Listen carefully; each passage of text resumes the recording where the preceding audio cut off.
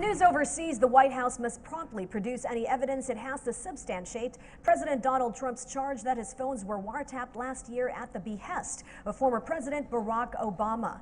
That's the message from key U.S. lawmakers, Republican and Democratic, before hearings in Capitol Hill probing charges of Russian meddling in American elections. Michael Bowman has this report.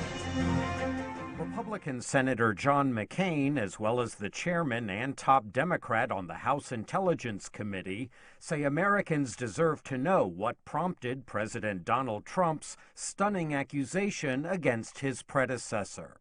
The president has said that this is a scandal that dwarfs Watergate, that his predecessor engaged in an illegal wiretap of his campaign. That is one potential scandal.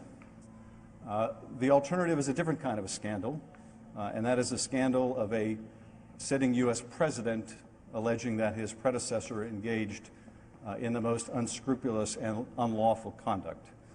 That is also a scandal if those allegations prove to be false. Whether or not Trump's New York high-rise was wiretapped, as the president asserted more than a week ago, lawmakers want to know if members of the president's inner circle are being probed.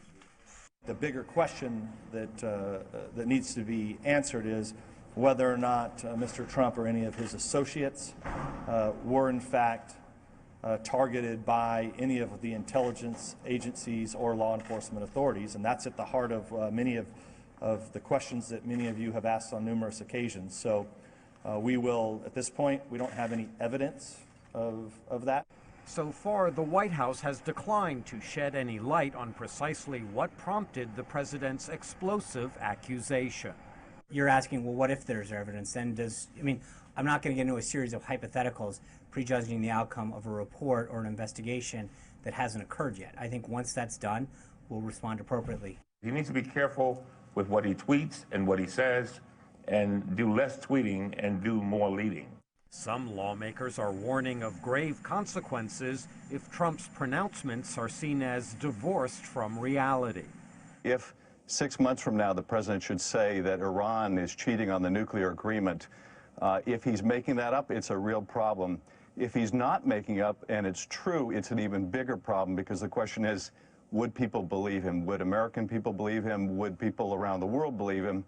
And that has real-world consequences. Current and former intelligence and law enforcement officials will testify in a series of congressional hearings beginning March 20th.